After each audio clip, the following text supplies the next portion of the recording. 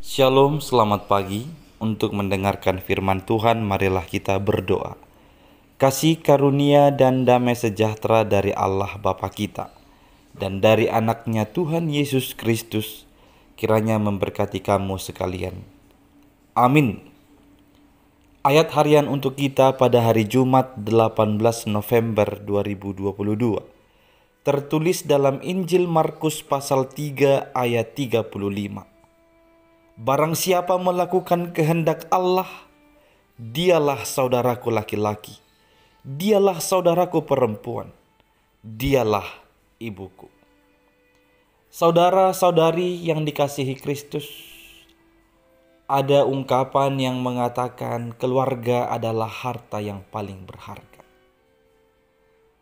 Tetapi kita menyimak sepintas Yesus pada teks Markus pasal 3 seolah-olah mengabaikan atau tidak menghargai keluarganya sendiri, ayah, ibunya, dan saudaranya. Itu bertepatan ketika dia mengajar. Ada orang yang menyebutkan kepada Yesus bahwa ayah, ibunya, dan saudaranya ada di luar. Lantas Yesus berkata, barang siapa melakukan kehendak Allah, dialah saudaraku laki-laki, dialah saudaraku perempuan, dialah ibuku.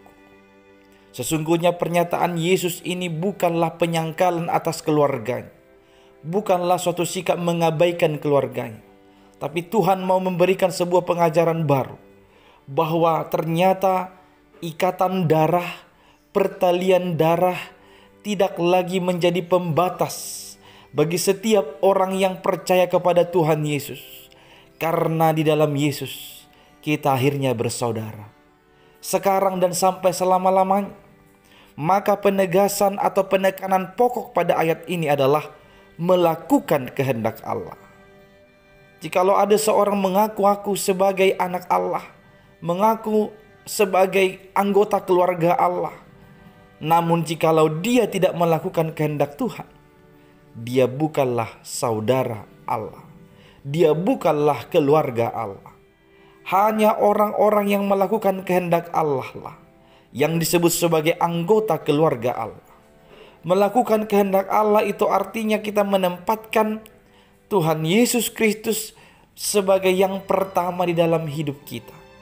Alasan apapun yang lain, ikatan darah, pertalian darah, tidak lantas membuat dia menjadi nomor 2 di dalam hati kita. Sebaliknya, kita senantiasa menempatkan Tuhan menjadi nomor 1 dan memprioritaskan kehendaknya. Meski terkadang kita akan mengorbankan segala angan dan cita-cita kita, tapi kita tetap setia melakukan kehendaknya.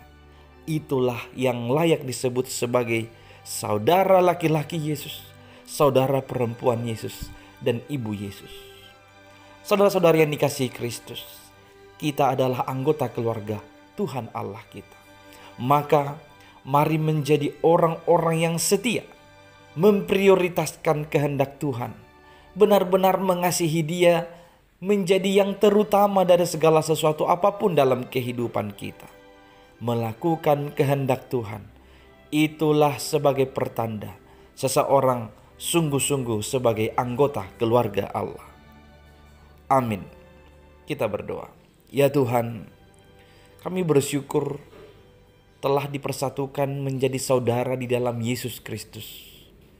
Tapi biarlah kami sungguh-sungguh benar-benar menghargai sebagai anggota keluarga Allah. Kami memprioritaskan melakukan kehendak Tuhan dalam kehidupan kami.